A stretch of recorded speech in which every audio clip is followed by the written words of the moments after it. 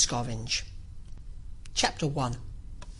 It is a truth universally acknowledged that a single man in possession of a good fortune must be in want of a wife. However little known the feelings or views of such a man may be on his first entering a neighbourhood, this truth is so well fixed in the minds of the surrounding families that he is considered the rightful property of some one or other of their daughters. "My dear Mr. Bennet," said his lady to him one day, "have you heard that Netherfield Park is let at last?" Mr. Bennet replied that he had not. "But it is," returned she, "for Mrs. Long has just been here, and she told me all about it." Mr. Bennet made no answer. "Do you not want to know who has taken it?" cried his wife impatiently. "You want to tell me, and I have no objection to hearing it." This was invitation enough. "Why, my dear, you must know. Mrs. Long says that Netherfield is taken by a young man of large fortune from the north of England. That he came down on Monday in a chaise and four to see the place, and was so much delighted with it that he agreed with Mr. Morris immediately that he is to take possession before Michaelmas, and some of his servants are to be in the house by the end of the week." "What is his name?" "Bingley." "Is he married or single?" "Oh, single, my dear, to be sure. A single man of large fortune, 4,000 or 5,000 a year. What a fine thing for our girls!" "How so? How can it affect them?" "My dear Mr. Bennet," replied his wife, "how can you be so tiresome? You must know that I am thinking of his marrying one of them." "Is that his design in settling here?" "Design?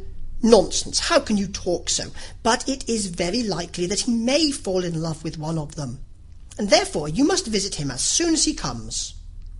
"I see no occasion for that. You and the girls may go, or you may send them by themselves, which perhaps will be still better. For as you are as handsome as any of them, Mr. Bingley might like you the best of the party." "My dear, you flatter me. I certainly have had my share of beauty, but I do not pretend to be anything extraordinary now. When a woman has 5 grown-up daughters, she ought to give over thinking of her own beauty. In such cases a woman has not often much beauty to think of. But, my dear, you must indeed go and see Mr. Bingley when he comes into the neighbourhood. It is more than I engage for, I assure you. But consider your daughters. Only think what an establishment it would be for one of them. Sir William and Lady Lucas are determined to go, merely on that account, for in general, you know, they visit no newcomers. Indeed, you must go, for it will be impossible for us to visit him if you do not. You are over-scrupulous, surely. I dare say Mr. Bingley will be very glad to see you, and I will send him a few lines by you to assure him of my hearty consent to his marrying whichever he chooses of the girls, though I must throw in a good word for my little Lizzie. I desire you will do no such thing. Lizzie is not a bit better than the others. I'm sure she is not half so handsome as Jane, nor half so good-humoured as Lydia, but you are always giving her the preference." "They have none of them much to recommend them," replied he. "They are all silly and ignorant like other girls, but Lizzie has something more of quickness than her sisters." "Mr. Bennet, how can you abuse your own children in such a way? You take delight in vexing me. You have no compassion for my poor nerves." "You mistake me, my dear. I have a high respect for your nerves. They are my old friends. I've heard you mention them with consideration these last 20 years at least. Ah, you do not know what I suffer. But I hope you will get over it, and live to see many young men of 4,000 a year come into the neighbourhood. It will be no use to us if 20 such should come, since you will not visit them. Depend upon it, my dear, that when there are 20, I will visit them all." Mr. Bennet was so odd a mixture of quick parts, sarcastic humour, reserve, and caprice, that the experience of 23 years had been insufficient to make his wife understand his character. Her mind was less difficult to develop. She was a woman of mean understanding, little information, and uncertain temper. When she was discontented, she fancied herself nervous. The business of her life was to get her daughters married. Its solace was visiting and news. Chapter 2. Mr. Bennet was among the earliest of those who waited on Mr. Bingley. He had always intended to visit him, though to the last always assuring his wife he should not go, Until the evening after the visit was paid, she had no knowledge of it. It was then disclosed in the following manner. Observing his second daughter employed in trimming a hat, he suddenly addressed her with, "I hope Mr. Bingley will like it, Lizzie." "We are not in a way to know what Mr. Bingley likes," said her mother resentfully, "since we are not to visit." "But you forget, mamma," said Elizabeth, "that we shall meet him at the assemblies, and that Mrs. Long promised to introduce him." "I do not believe Mrs. Long will do any such thing. She has 2 nieces of her own. She is a selfish, hypocritical woman, and I have no opinion of her." "No more have I," said Mr. Bennet, "and I am glad to find that you do not depend on her serving you." Mrs. Bennet deigned not to make any reply, but unable to contain herself, began scolding one of her daughters. "Don't keep coughing so, Kitty, for heaven's sake. Have a little compassion on my nerves. You tear them to pieces." "Kitty has no discretion in her coughs," said her father. "She times them ill." "I do not cough for my own amusement," replied Kitty fretfully. "When is your next ball to be, Lizzie?" "Tomorrow fortnight." "Ay, so it is," cried her mother, "and Mrs. Long does not come back till the day before, so it will be impossible for her to introduce him, for she will not know him herself." "Then, my dear, you may have the advantage of your friend, and introduce Mr. Bingley to her." "Impossible, Mr. Bennet, impossible, when I am not acquainted with him myself. How can you be so teasing?" "I honour your circumspection. A fortnight's acquaintance is certainly very little. One cannot know what a man really is by the end of a fortnight. But if we do not venture, somebody else will, and after all, Mrs. Long and her daughters must stand their chance. And therefore, as she will think it an act of kindness, if you decline the office, I will take it on myself." The girls stared at their father. Mrs. Bennet said only, "Nonsense, nonsense." "What can be the meaning of that emphatic exclamation?" cried he. "Do you consider the forms of introduction and the stress that is laid on them as nonsense? I cannot quite agree with you there. What say you, Mary? For you are a young lady of deep reflection, I know, and read great books and make extracts." Mary wished to say something sensible, but knew not how. "While Mary is adjusting her ideas," he continued, "let us return to Mr. Bingley." "I am sick of Mr. Bingley," cried his wife. "I am sorry to hear that, but why did you not tell me that before?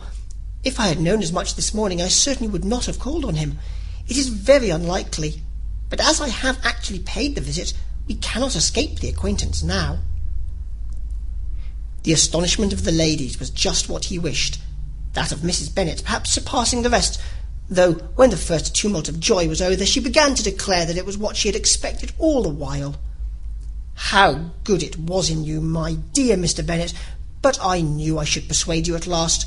I was sure you loved your girls too well to neglect such an acquaintance. Well, how pleased I am! And it is such a good joke, too, that you should have gone this morning and never said a word about it till now." "Now, Kitty, you may cough as much as you choose," said Mr. Bennet, and as he spoke he left the room, fatigued with the raptures of his wife. "What an excellent father you have, girls," said she, when the door was shut. "I do not know how you will ever make amends for his kindness, or me either, for that matter. At our time of life it is not so pleasant, I can tell you, to be making new acquaintances every day, but for your sakes we would do anything. Lydia, my love, though you are the youngest, I dare say Mr. Bingley will dance with you at the next ball." "Oh," said Lydia stoutly, "I am not afraid, for though I am the youngest, I'm the tallest." The rest of the evening was spent in conjecturing how soon he would return Mr. Bennet's visit, and determining when they should ask him to dinner. Chapter 3. Not all that Mrs. Bennet, however, with the assistance of her 5 daughters, could ask on the subject, was sufficient to draw from her husband any satisfactory description of Mr. Bingley. They attacked him in various ways, with barefaced questions, ingenious suppositions, and distant surmises, but he eluded the skill of them all, and they were at last obliged to accept the second-hand intelligence of their neighbour, Lady Lucas. Her report was highly favourable. Sir William had been delighted with him. He was quite young, wonderfully handsome, extremely agreeable, and to crown the whole, he meant to be at the next assembly with a large party. Nothing could be more delightful. To be fond of dancing was a certain step towards falling in love, and very lively hopes of Mr. Bingley's heart were entertained. "If I can but see one of my daughters happily settled at Netherfield," said Mrs. Bennet to her husband, "and all the others equally well married, I shall have nothing to wish for." In a few days Mr. Bingley returned Mr. Bennet's visit, and sat about 10 minutes with him in his library. He had entertained hopes of being admitted to a sight of the young ladies, of whose beauty he had heard much, but he saw only the father. The ladies were somewhat more fortunate, for they had the advantage of ascertaining from an upper window that he wore a blue coat and rode a black horse. An invitation to dinner was soon afterwards dispatched, and already had Mrs. Bennet planned the courses that were to do credit to her housekeeping, when an answer arrived which deferred it all. Mr. Bingley was obliged to be in town the following day, and consequently unable to accept the honour of their invitation, etc. Mrs. Bennet was quite disconcerted. She could not imagine what business he could have in town so soon after his arrival in Hertfordshire, and she began to fear that he might be always flying about from one place to another, and never settled at Netherfield, as he ought to be. Lady Lucas quieted her fears a little by stating the idea of his being gone to London only to get a large party for the ball, and a report soon followed that Mr. Bingley was to bring 12 ladies and 7 gentlemen with him to the assembly. The girls grieved over such a number of ladies, but were comforted the day before the ball by hearing that instead of 12 he brought only 6 with him from London, his 5 sisters and a cousin. And when the party entered the assembly room, it consisted of only 5 altogether: Mr. Bingley, his 2 sisters, the husband of the eldest, and another young man. Mr. Bingley was good-looking and gentlemanlike. He had a pleasant countenance and easy, unaffected manners. His sisters were fine women, with an air of decided fashion. His brother-in-law, Mr. Hurst, merely looked the gentleman, but his friend Mr. Darcy soon drew the attention of the room by his fine, tall person, handsome features, noble mien, and the report, which was in general circulation within 5 minutes of his entrance, of his having 10,000 a year. The gentleman pronounced him to be a fine figure of a man. The ladies declared he was much handsomer than Mr. Bingley, and he was looked at with great admiration for about half the evening, till his manners gave a disgust which turned the tide of his popularity, for he was discovered to be proud, to be above his company, and above being pleased, and not all his large estate in Derbyshire could then save him from having a most forbidding, disagreeable countenance, and being unworthy to be compared with his friend. Mr. Bingley had soon made himself acquainted with all the principal people in the room. He was lively and unreserved, danced every dance, was angry for the ball closed so early, and talked of giving one himself at Netherfield. Such amiable qualities must speak for themselves. What a contrast between him and his friend! Mr. Darcy danced only once with Mrs. Hurst, and once with Miss Bingley, declined being introduced to any other lady, and spent the rest of the evening in walking about the room, speaking occasionally to one of his own party. His character was decided. He was the proudest, most disagreeable man in the world, and everybody hoped he would never come there again. Amongst the most violent against him was Mrs. Bennet, whose dislike of his general behaviour was sharpened into particular resentment by his having slighted one of her daughters. Elizabeth Bennet had been obliged, by the scarcity of gentlemen, to sit down for 2 dances, and during part of that time Mr. Darcy had been standing near enough for her to hear a conversation between him and Mr. Bingley, who came from the dance for a few minutes to press his friend to join it. "Come, Darcy," said he, "I must have you dance. I hate to see you standing about by yourself in this stupid manner. You had much better dance." "I certainly shall not. You know how I detest it, unless I am particularly acquainted with my partner. At such an assembly as this it would be insupportable. Your sisters are engaged, and there is not another woman in the room whom it would not be a punishment to me to stand up with." "I would not be so fastidious as you are," cried Mr. Bingley, "for a kingdom. Upon my honour, I never met with so many pleasant girls in my life as I have this evening, and there are several of them, you see, uncommonly pretty." "You are dancing with the only handsome girl in the room," said Mr. Darcy, looking at the eldest Miss Bennet. "Oh, she is the most beautiful creature I ever beheld. But there is one of her sisters sitting down just behind you, who is very pretty, and I dare say very agreeable. Do let me ask my partner to introduce you." "Which do you mean?" And turning round, he looked for a moment at Elizabeth, till catching her eye, He withdrew his own, and coldly said, "She is tolerable, but not handsome enough to tempt me. I am in no humour at present to give consequence to young ladies who are slighted by other men. You had better return to your partner and enjoy her smiles, for you are wasting your time with me." Mr. Bingley followed his advice. Mr. Darcy walked off, and Elizabeth remained with no very cordial feelings towards him. She told the story, however, with great spirit among her friends, for she had a lively, playful disposition which delighted in anything ridiculous. The evening altogether passed off pleasantly to the whole family. Mrs. Bennet had seen her eldest daughter much admired by the Netherfield party. Mr. Bingley had danced with her twice, and she had been distinguished by her sisters. Jane was as much gratified by this as her mother could be, though in a quieter way. Elizabeth felt Jane's pleasure. Mary had heard herself mentioned to Miss Bingley as the most accomplished girl in the neighbourhood, and Catherine and Lydia had been fortunate enough never to be without partners, which was all that they had yet learnt to care for at a ball. They returned, therefore, in good spirits to Longbourn, the village where they lived, and of which they were the principal inhabitants. They found Mr. Bennet still up.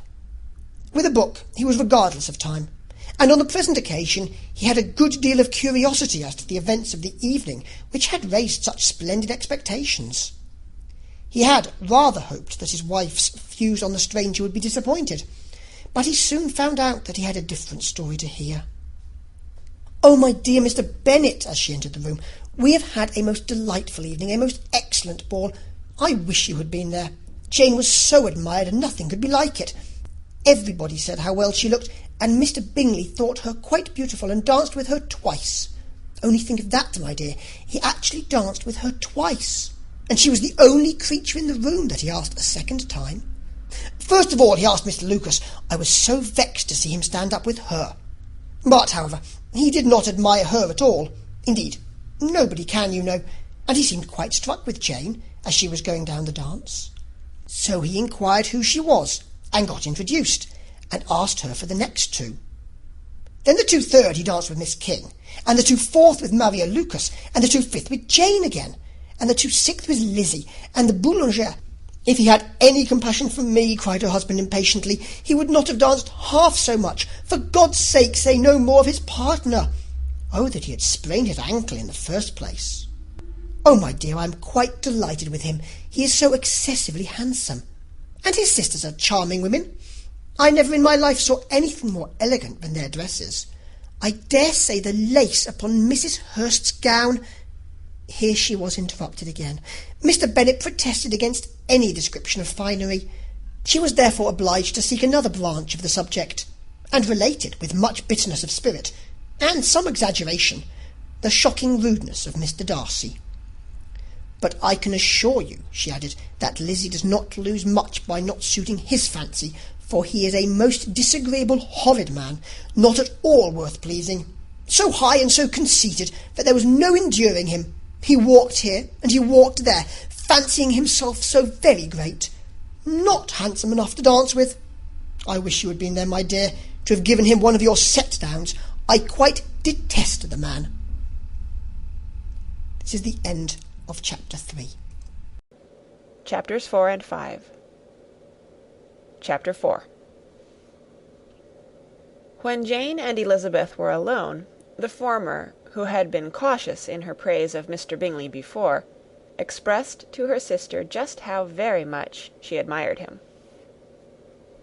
"He is just what a young man ought to be," said she, "sensible, good-humoured, lively, and I never saw such happy manners, so much ease, with such perfect good breeding."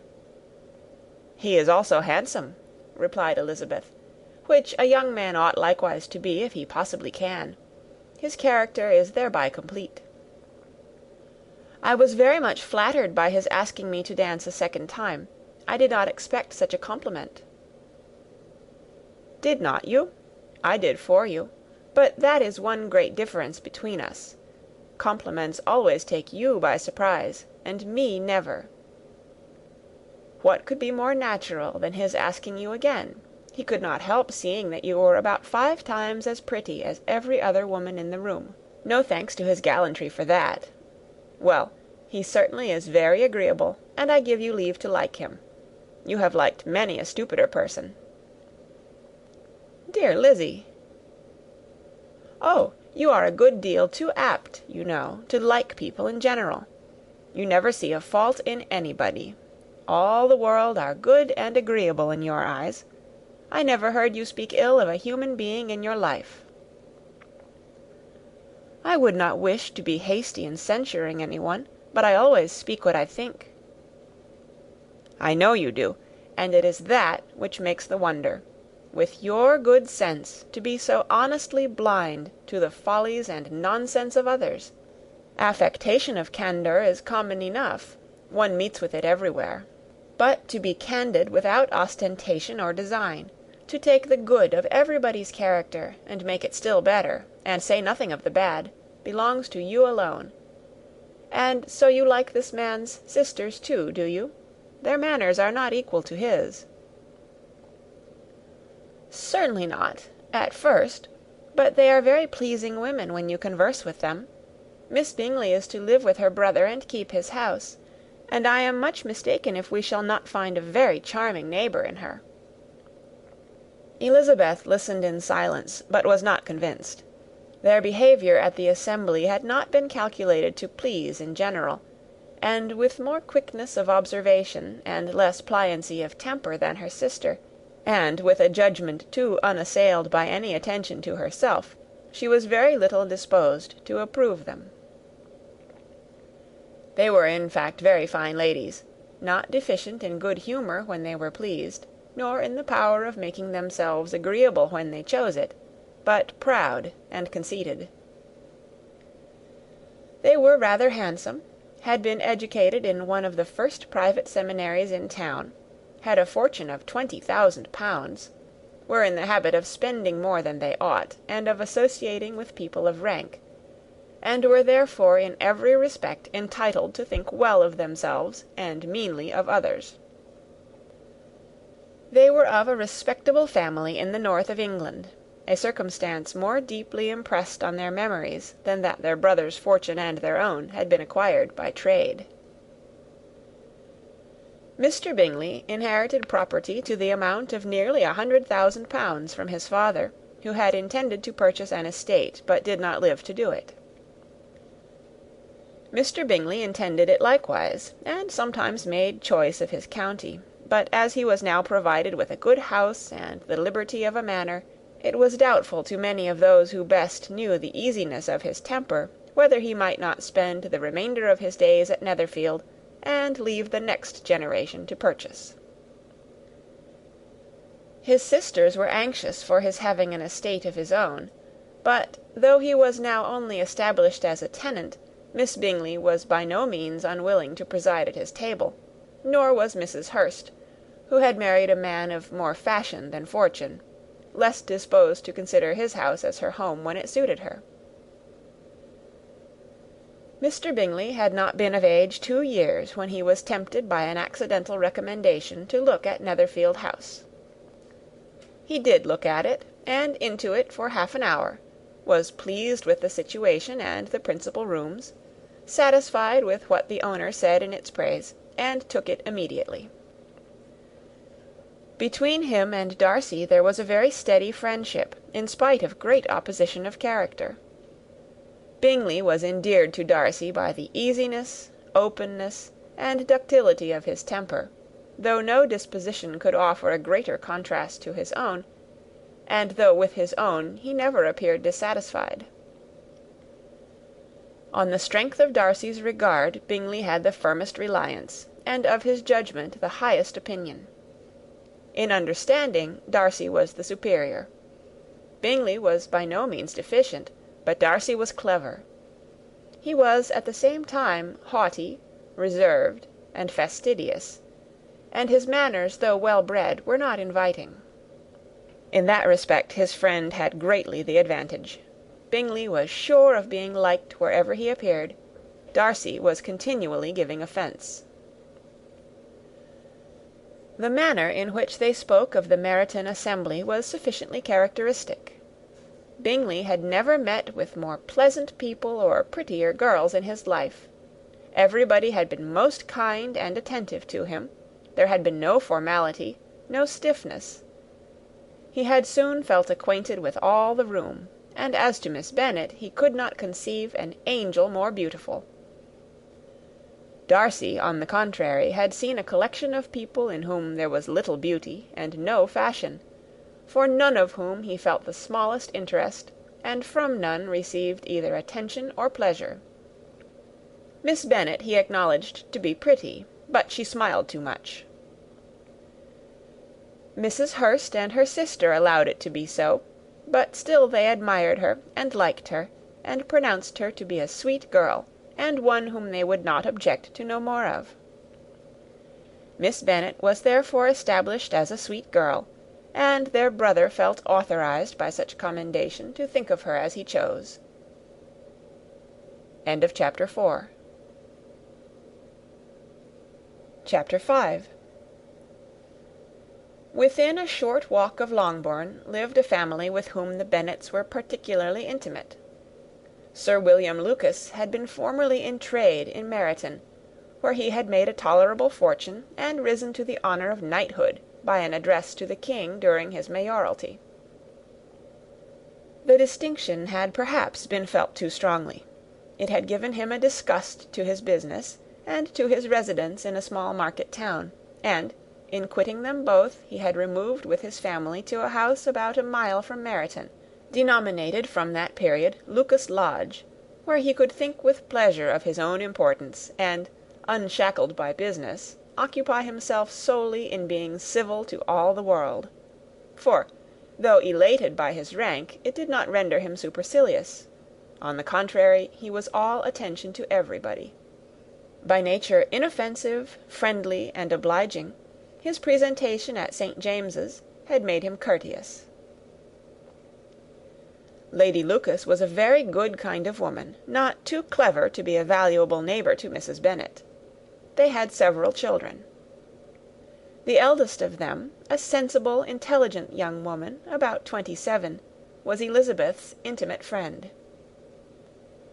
That the Miss Lucases and the Miss Bennets should meet to talk over a ball was absolutely necessary, and the morning after the assembly brought the former to Longbourn to hear and to communicate. "You began the evening well, Charlotte," said Mrs. Bennet, with civil self-command, to Miss Lucas. "You were Mr. Bingley's first choice." "Yes, but he seemed to like his second better." "Oh, you mean Jane, I suppose, because he danced with her twice. To be sure, that did seem as if he admired her. Indeed, I rather believe he did. I heard something about it, but I hardly know what. Something about Mr. Robinson." "Perhaps you mean what I overheard between him and Mr. Robinson. Did not I mention it to you? Mr. Robinson's asking him how he liked our Meryton assemblies, and whether he did not think there were a great many pretty women in the room, and which he thought the prettiest, and his answering immediately to the last question, 'Oh, the eldest Miss Bennet, beyond a doubt. There cannot be two opinions on that point.'" "Upon my word! Well, that is very decided indeed. That does seem as if... But, however, it may all come to nothing, you know." "My overhearings were more to the purpose than yours, Eliza," said Charlotte. "Mr. Darcy is not so well worth listening to as his friend, is he? Poor Eliza! To be only just tolerable. I beg you would not put it into Lizzie's head to be vexed by his ill treatment, for he is such a disagreeable man that it would be quite a misfortune to be liked by him. Mrs. Long told me last night that he sat close to her for half an hour, without once opening his lips." "Are you quite sure, ma'am? Is not there a little mistake?" said Jane. "I certainly saw Mr. Darcy speaking to her." "Ay, because she asked him at last how he liked Netherfield, and he could not help answering her, but she said he seemed quite angry at being spoke to." "Miss Bingley told me," said Jane, "that he never speaks much, unless among his intimate acquaintances. With them he is remarkably agreeable." "I do not believe a word of it, my dear. If he had been so very agreeable, he would have talked to Mrs. Long. But I can guess how it was. Everybody says that he is eat up with pride, and I dare say he had heard somehow that Mrs. Long does not keep a carriage, and had come to the ball in a hack chaise. I do not mind his not talking to Mrs. Long, said Miss Lucas, but I wish he had danced with Eliza. Another time, Lizzy, said her mother, I would not dance with him, if I were you. I believe, ma'am, I may safely promise you never to dance with him. His pride, said Miss Lucas, does not offend me so much as pride often does, because there is an excuse for it. One cannot wonder that so very fine a young man, with family, fortune, everything in his favour, should think highly of himself. If I may so express it, he has a right to be proud. That is very true, replied Elizabeth, and I could easily forgive his pride, if he had not mortified mine. Pride, observed Mary, who piqued herself upon the solidity of her reflections, is a very common failing, I believe. By all that I have ever read, I am convinced that it is very common indeed, that human nature is particularly prone to it, and that there are very few of us who do not cherish a feeling of self-complacency on the score of some quality or other, real or imaginary. Vanity and pride are different things, though the words are often used synonymously. A person may be proud without being vain. Pride relates more to our opinion of ourselves, vanity to what we would have others think of us. If I were as rich as Mr. Darcy, cried a young Lucas, who came with his sisters, I should not care how proud I was. I would keep a pack of foxhounds, and drink a bottle of wine a day. Then you would drink a great deal more than you ought, said Mrs. Bennet, and if I were to see you at it, I should take away your bottle directly. The boy protested that she should not. She continued to declare that she would, and the argument ended only with the visit. End of chapter 5. Recorded on November 6th, 2005, in Oceanside, California.